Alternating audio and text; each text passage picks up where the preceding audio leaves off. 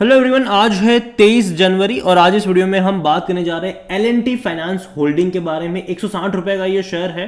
आज बाजार में काफ़ी बड़ी गिरावट थी, यहाँ पर भी एक बड़ा डिक्लाइन देखने को मिला ही सही, 4% का डिक्लाइन यहाँ पर देखने को मिला। और आज इसके क्वार्टरली रिजल्ट्स भी सामने आ गए, बात करेंगे उसके बारे में। लेकिन उससे पहले अगर आपने अभी तक चैनल को सब्सक्राइब नहीं किया है तो प्लीज़ अभी इसे सब्सक्राइब कर लीजिए, क्योंकि आगे भी बहुत सारे वीडियोज़ हैं जो आपको काफ़ी ज़्यादा हेल्प करेंगे।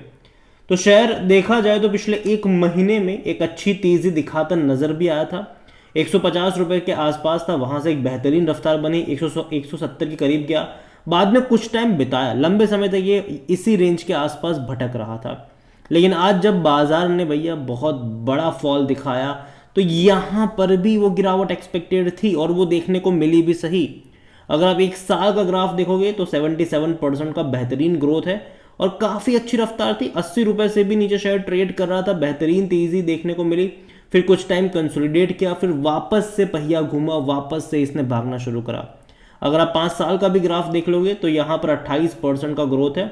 एक चीज़ ये ज़रूर है कि जब भी एक बड़ी तेज़ी आती है, लंबे समय का कंसोलिडेशन देखने को मिला है यहाँ पर। अगर आप मैक्सिमम भी ग्राफ देखोगे तो भी आपको ये चीज़ पता चलेगी कि जब भी कोई बड़ी तेज़ी आई है, लंबे समय का कंसोलिडेशन रहा है, बड़ी तेज़ी आई, उसके बाद एक बहुत बड़े फॉल से ये गुजरा भी था और अच्छी रफ्तार अभी दोबारा से देखने को मिली और कहीं ना कहीं गिरावट एक्सपेक्टेड रहेगी।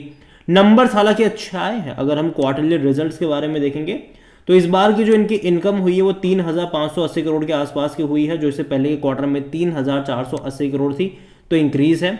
और पिछले साल इसी क्वार्टर में 3,490 करोड़ के आसपास की थी। तो देखा जाए तो इंक्रीज हुआ है, हल्का सा ही सही, लेकिन एटलीस्ट इनकी इनकम में इंक्रीज है। लेकिन सबसे अच्छी बात यह है कि इनके प्रॉफिट में बड़ी तेजी है, मतलब कि मार्जिन काफ़ी अच्छे हुए हैं इनके। 640 करोड़ का इनका प्रॉफिट हुआ है इस बार, जो इससे पहले के क्वार्टर में 595 करोड़ का था और पिछले साल इसी क्वार्टर में तकरीबन 455 करोड़ के आसपास का था। तो देखा जाए तो प्रॉफिट तो काफ़ी अच्छा रहा, चाहे वो पिछले साल से कंपेयर करो या फिर पिछले क्वार्टर से कंपेयर करो, काफ़ी अच्छा प्रॉफिट इसका देखने को मिला ज़रूर है। लेकिन फिर भी मैं कहूँगा कि अभी बाजार जिस नाजुक दौर से गुजर रहा है, कहीं ना कहीं मैं इतनी जल्दी इस नंबर के चलते यहाँ पर तेज़ी की उम्मीद तो नहीं कर रहा हूँ। अगर हम बात करने जाए इनके वॉल्यूम्स को लेकर तो आज बड़ी क्वांटिटी में शेयर भी ट्रेड हो रहे थे। 92 लाख से भी ज़्यादा की क्वांटिटी में आज यहाँ पर शेयर ट्रेड होते नजर आए। इतना ही नहीं, कंपनी में अगर हम देखेंगे तो according to Moneycontrol user 100% लोग कह रहे खरीदारी करो, बेचने की बात कोई भी नहीं कर रहा है। और जहां तक इनके डिविडेंड की बात करें, क्योंकि वो पे तो कर रहा है, अगर आप डिविडेंड देखोगे तो पिछले साल इसने आपको 2 रुपये पर शेयर का डिविडेंड पे किया था, उससे पहले 50 पैसा पर शेयर का पे किया था। हालांकि 2021 एक ऐसा साल था जब इन्होंने डिविडेंड पे नहीं करा था।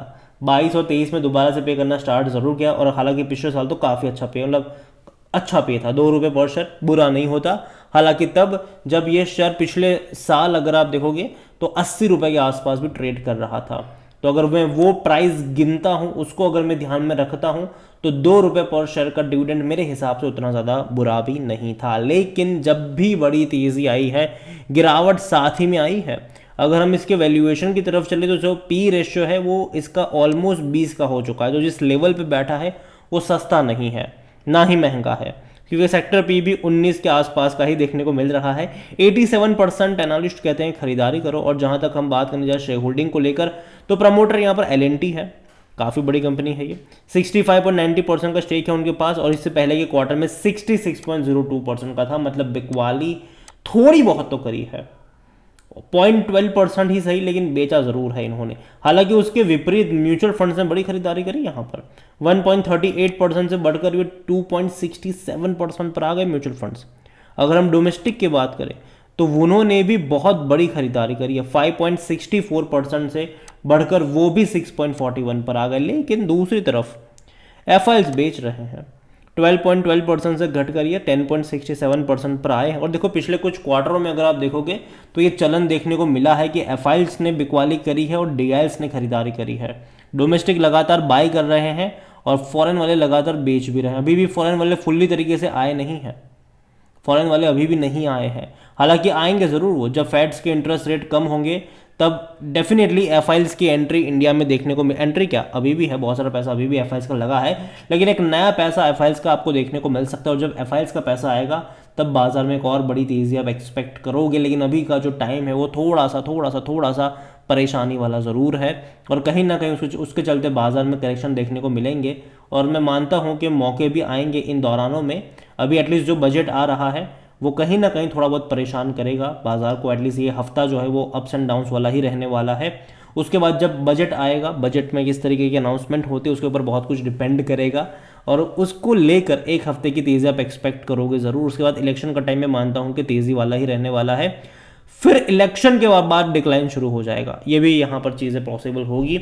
जहाँ तक रिटेल और अदर की बात करें, एल में तो 14.36% का स्टेक है उनके पास। देखिए कंपनी मेरे हिसाब से बुरी नहीं है, कंपनी अच्छी है, लेकिन जब भी इस तरीके के बड़े मूव्स इसने दिखाए हैं, याद रखिए एक बड़े करेक्शन से उसके बाद ये गुजरा है।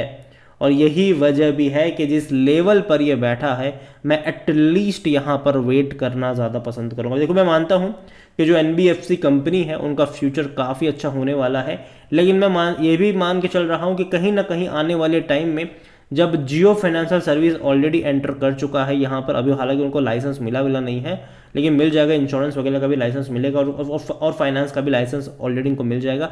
तो कहीं ना कहीं बड़े बड़े प्लेयर्स की एंट्री और भी हो रही है, ठीक है। और ये जो स्पेस है ना, कई बड़े और प्लेयर भी आ रहे हैं, और जो बैंक्स भी अगर हम देखें तो वो भी बड़े पैमाने पर एक्सपांशन के मोड में है, बड़े पैमाने पर है वो भी। तो कहीं ना कहीं ये चीज़ ज़रूर बनेगी शॉर्ट टर्म के लिए कि एटलीस्ट एक श्रिंक आएगा यहाँ पर। और L&T फाइनेंस होल्डिंग मेरे सबसे कंपनी तो अच्छी है, लेकिन नंबर्स भी है वो भी अच्छे हैं, लेकिन मैं उतना बड़ा इम्पैक्ट इस नंबर का मानता नहीं हूँ कि आएगा यहाँ पर। एवरेज ही होगा, और कहीं ना कहीं यहाँ पर एक्सपेक्टेड रहेगा। मुझे लगता है कि गिरावट एक्सपेक्टेड हो सकती है, और इसीलिए मैं इसको अभी के लिए अवॉइड करना ज़्यादा पसंद करूँगा। नंबर बुरे नहीं हैं, लेकिन नतीजे के बाद गिरावट या फिर कह लो प्रॉफिट टेकिंग कह लो, या फिर बाजार का सेंटिमेंट है वो ख़राब है, आप यहाँ पर कह लो, वो चीज़ें कहीं ना कहीं इनको परेशान करती नज़र आने वाली है। और यही वजह है कि मैं भी शॉर्ट टर्म के लिए इसको अवॉइड करना पसंद करूँगा। ये मेरा मानना है, बाकी मर्जी आपकी है। वीडियो को यहीं पे एंड करता हूँ। पसंद आया हो तो लाइक करें, शेयर करें, चैनल अगर पहली बार है तो प्लीज़ सब्सक्राइब करें। और L&T फाइनेंस होल्डिंग के बारे में आप क्या सोचते हैं वो भी आप मुझे कमेंट में लिख के बता सकते हैं। Thank you.